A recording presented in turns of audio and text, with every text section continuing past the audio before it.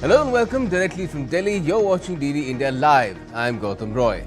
Coming up in the next 30 minutes. The Indian Navy is to get more powerful wings. The Modi government signs a deal with France for 26 Rafale marine fighter jets. India blocks 16 Pakistani YouTube channels, objects to the BBC terming the Pahalgam attackers as militants instead of terrorists. Vladimir Putin announces a 3-day ceasefire from the 8th of May coinciding with Victory Day celebrations. Russia once again declares readiness for peace talks without preconditions. And President Droupadi Murmu honors 71 stars from various fields with the Padma Awards in the year's first civil investiture ceremony.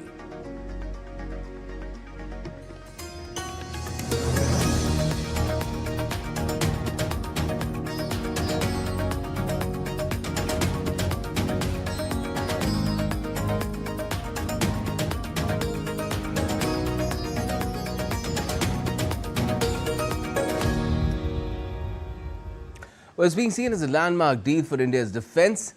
India and France have signed a historic agreement for 26 Rafale marine fighter jets, enhancing the Indian Navy's air power. The deal includes 22 single-seater and 4 twin-seater Rafale aircraft, along with training, simulators, associated equipment, weapons and performance-based logistics. Akshay Dongre reports. On April 28, 2025, at Nausena Bhavan in New Delhi, Defence Minister Rajnath Singh and French Armed Forces Minister Sébastien Lecornu sealed an intergovernmental agreement. What's about the deal?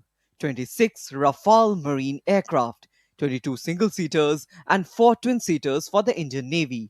Signed in the presence of Defence Secretary Rajesh Kumar Singh, the agreement includes training, simulators, weapons and performance-based logistics. It also upgrades equipment for the Indian Air Force's existing Rafale fleet.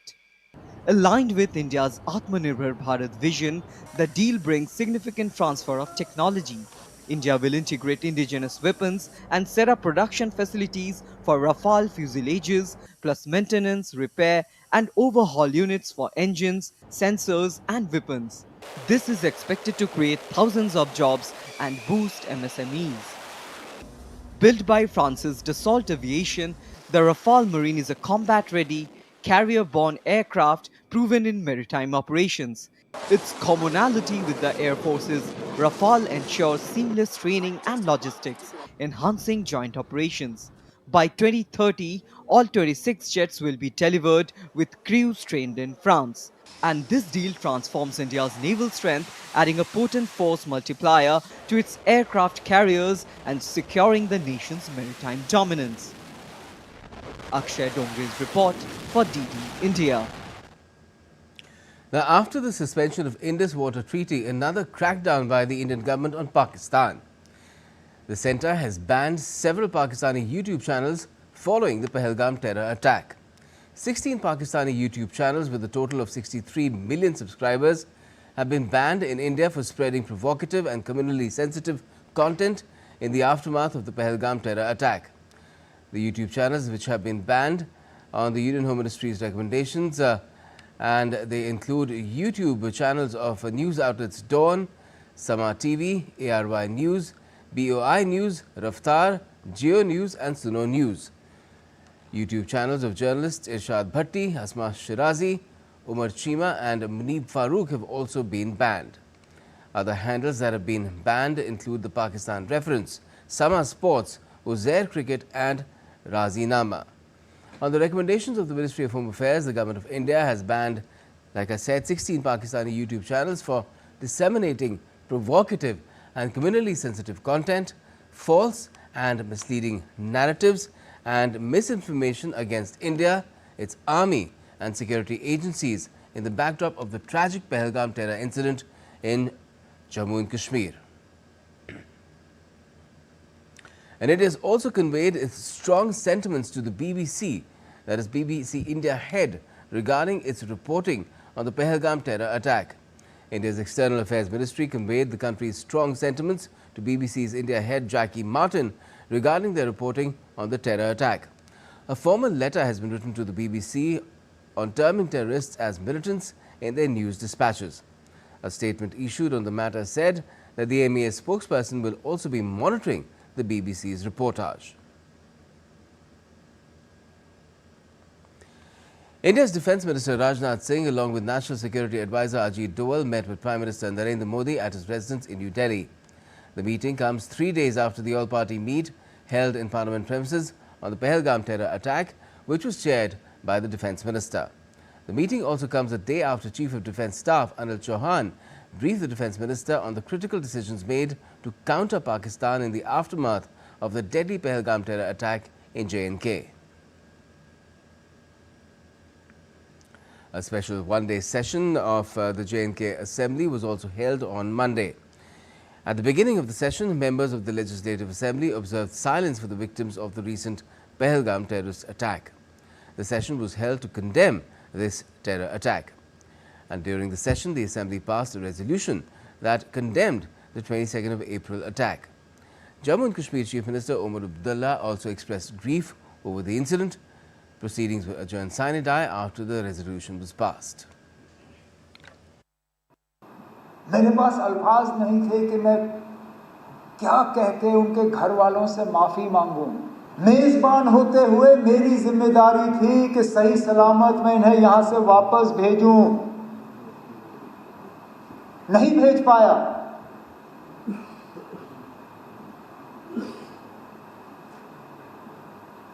और माफ़ी मांगने के अल्फाज नहीं थे।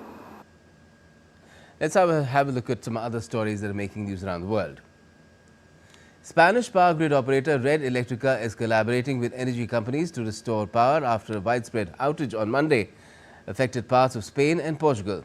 E-Reads, a Spanish electricity grid monitoring company, is working to reconnect in phases, noting it as a large European issue.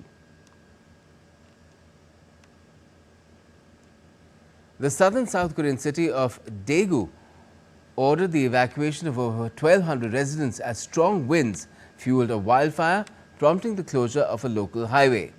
The fire, which began around 2 p.m. local time, spread rapidly to cover an estimated 50 hectares within 2 hours due to dry conditions and strong winds.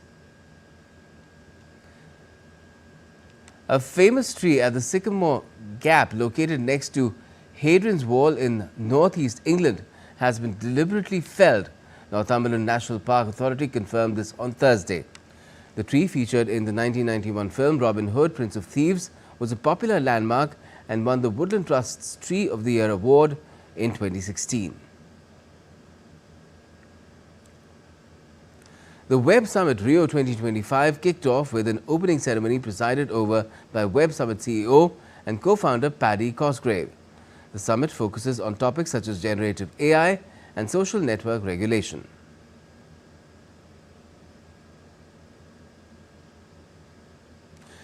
Canadian voters are casting their ballot today after months of uncertainty influenced by US President Donald Trump's unpredictable global tariff policies and a bid to make Canada America's 51st state. Canadian Prime Minister Mark Carney called for the 28th of April election in March, shortly after replacing former Prime Minister Justin Trudeau, who had a torrid time in office in his second term. Voters chose their local representatives to the House of Commons, but the ballot will not include a direct vote for the Prime Minister. Mark Carney and Conservative leader Pierre Poilievre campaigned across the country on Sunday, the final day of a 5-week campaign, making their pitches to voters.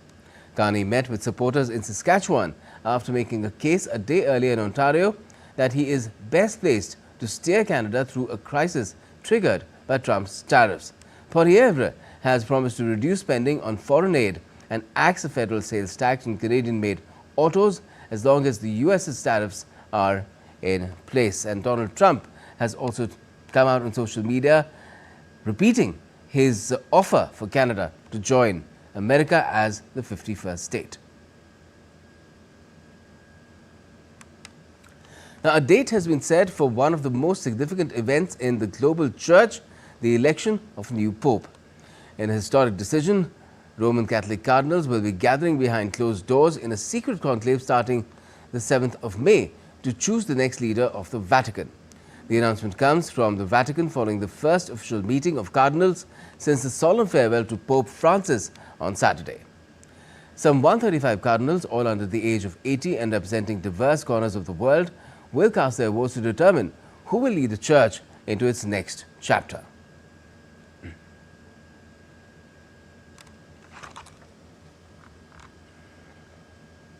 And still to come in this edition of DD India Live. US Treasury Secretary Scott Bessent says that one of the first trade deals that the US might sign could be with India. And former Indian hockey team goalkeeper Piyashri Jayesh and cricketer Ravichandran Ashwin are among the 5 eminent sportspersons honoured with the Padma Awards 2025.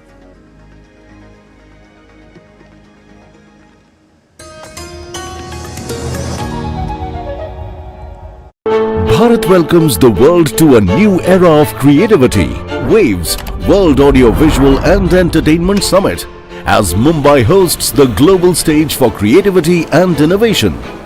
Connecting creators through Creatosphere, where emerging voices rise. Wave Accelerator, where ideas meet global investors. Waves Bazaar, a global marketplace for content. Connecting countries through global media dialogue and industry roundtable. Bharat Pavilion, capturing India's rich history of storytelling. Waves के रूप में भारत एक ऐसा platform बनाने जा रहा है जिसमें दुनिया के एंटरटेनमेंट लैंडस्केप पर उसको बदलने की क्षमता होगी। From culturals to cinema, gaming to animation, fueling the next wave of entertainment. Connecting creators, connecting countries. Waves 2025.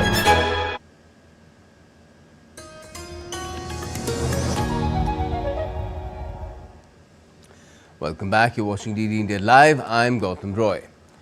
US Treasury Secretary Scott Bessent has told a prominent business news outlet on Monday that one of the first trade deals that the US might sign could be with India. Speaking on CNBC, Bessent praised proposals from top US trading partners to avoid tariffs, highlighting successful negotiations with Japan and positive talks with other Asian nations. He also said that China's recent exemption of certain US goods from retaliatory tariffs indicated its desire to ease trade tensions with the US. Russian President Vladimir Putin has ordered a 3-day ceasefire from the 8th to the 11th of next month, coinciding with Moscow's World War II Victory Day celebrations. The Kremlin on Monday said that Russia believes that Ukrainian side should follow it as an example. The Kremlin added that in the event of violations of the truce by the Ukrainian side, the Russian armed forces will give an adequate and effective response. North Korea has confirmed that the first time that it has deployed troops to fight alongside Russia in Ukraine. Acting on orders from leader Kim Jong-un, North Korean forces reportedly helped liberate Russia's Kursk region, a move hailed by Pyongyang as proof of an unbreakable alliance. KCNA state media called their fighters heroes, highlighting the deepening military pact sealed by Kim and President Putin last year. North Korea sent an estimated total of 14,000 troops, including 3,000 reinforcements to replace its losses, Ukrainian officials reported. Despite suffering heavy losses due to limited equipment and battlefield experience, North Korean forces adapted swiftly. Russia, after months of silence, has now acknowledged their presence. South Korea has condemned North Korea's confirmation of deploying troops to the Ukrainian conflict, calling it an admission of a criminal act. The South Korean government also criticized the inhumane and immoral decision to send young soldiers to fight, accusing North Korea of using them to reinforce its regime. North Korea's official acknowledgement of this involvement is, in itself, an admission of criminal act. In response, our military strongly condemns these inhumane and illegal acts together with the international community. Monday saw Rashtrapati Bhavan witness a grand celebration of excellence as India's President Droupadi Murmu conferred the Padma Awards on 71 distinguished personalities. Among them, 4 were honoured with the Padma Vibhushan, 10 with Padma Bhushan and 57 with Padma Shris. This year, the awards are being presented in 2 phases, with the remaining 68 awardees to be felicitated next month. The Padma Awards, among India's highest civilian honours, recognize exceptional contributions across fields like public affairs, science, medicine, social work, literature, education, sports, civil services and entertainment.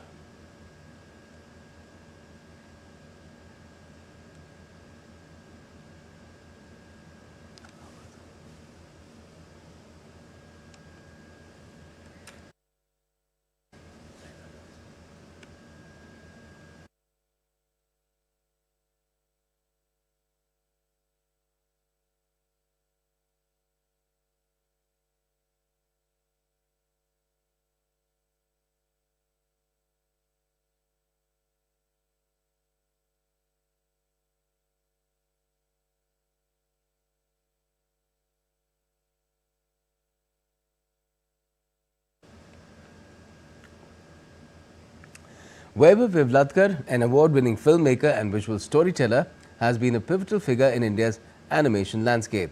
Serving as a jury member for the Animation Filmmakers Challenge at Waves 2025, he brings a wealth of experience and a keen eye for narrative excellence.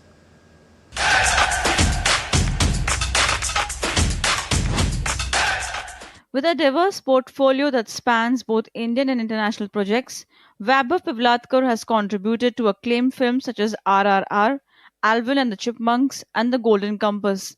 As a jury member for the Animation Filmmakers Challenge, he says he enjoyed the process as the content was like a feast for eyes. Wave is a really good platform where you can just put up your idea and that idea can go like in, I don't know, it can become a dinosaur like in the future. So I found it very interesting, like, so many entries that came this year. I was mesmerized, like, I thought like it will be a very hectic process, but I enjoyed like, reading each and every story. His expertise encompasses various facets of animation, including storyboarding, visual effects, and direction. At Waves 2025, Vivladkar evaluated submissions based on originality, narrative strength, and technical execution, among other criteria. He says post-COVID, the young generation knows what they want to present in 30 seconds, and it's commendable. This generation, like especially who are like 16 to 20 years now, or maybe like close to 24, they know all this phase, and they know the power of the social media, and they know the power of 30 seconds, like clip, how much impact it can. You don't need to make 1.5 hour ka film or 3 hours ka film. 30 seconds also can change their world, and they can change the world also itself. The Animation Filmmaker Challenge will help India's growing prominence in global animation and digital storytelling. It is just one idea and it should click, and that's the exact place what Wave Summit is being seen as, and we are also hoping that India gets a lot of talent and these talent get a lot of platform. With camera person Sailesh, this is Shama Mishra for DD India, Mumbai. Time now to get some sporting updates as well. Former Indian hockey team goalkeeper PR Srijesh and cricketer Ravichandran Ashwin were among the 5 eminent sportspersons honoured with the Padma Awards 2025. Srijesh led India to historic Olympic bronze medals at Tokyo 2020 and Paris 2024. He was conferred with the Padma Bhushan. Srijesh has become only the second hockey player after the legendary Major Dhyan Chand to receive this prestigious award. And veteran spinner Ravichandran Ashwin, who retired last year as India's second highest wicket taker in Test cricket with 537 wickets, was awarded the Padma Shri for his remarkable contribution to Indian cricket.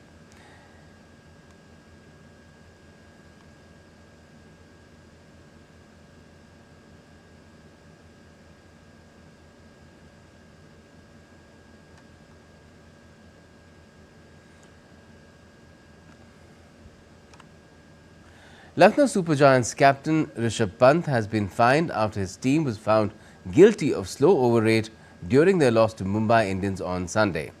This marks LSG's second slow over rate offence of IPL 2025 season. The rest of the players in the team will each be fined 25% of their match fee, according to the tournament's code of conduct. Unlike last year, the IPL has removed the rule of banning captains for repeated slow over rate offences. Instead, teams now face demerit points, fines and in-game penalties.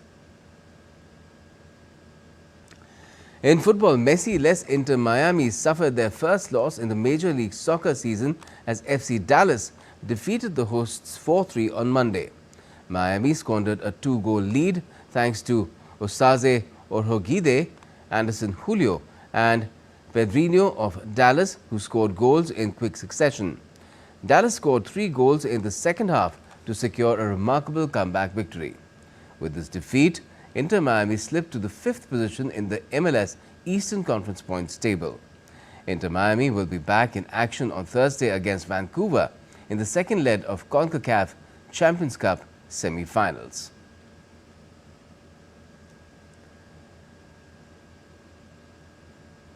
And River Plate secured a valuable 2-1 victory over Boca Juniors in Argentine football's most important fixture, the Super Clasico. A record crowd of over 85,000 fans packed into the recently expanded Mas Monumental Stadium, creating a cauldron of noise following a minute's silence for Pope Francis, who died last week. River are third in Group B on 28 points, level on points with second-placed Independiente, who have 2 games in hand. Already assured of a place in the last 16, Boca remain top of Group A on 32 points, 2 clear of Argentinos Juniors. And that's all for this edition of DD India Live, but let us know your thoughts on the news of the day. For those on the go, you can get all the latest news and updates from India and across the world on DD India's mobile app. It's available on both Android and iOS. Just scan the QR code on the screen there and download the app. We'll be back with more news as it breaks here on DD India. I'm Gautam Roy, and from all of us here in Delhi, thanks for watching DD India Live.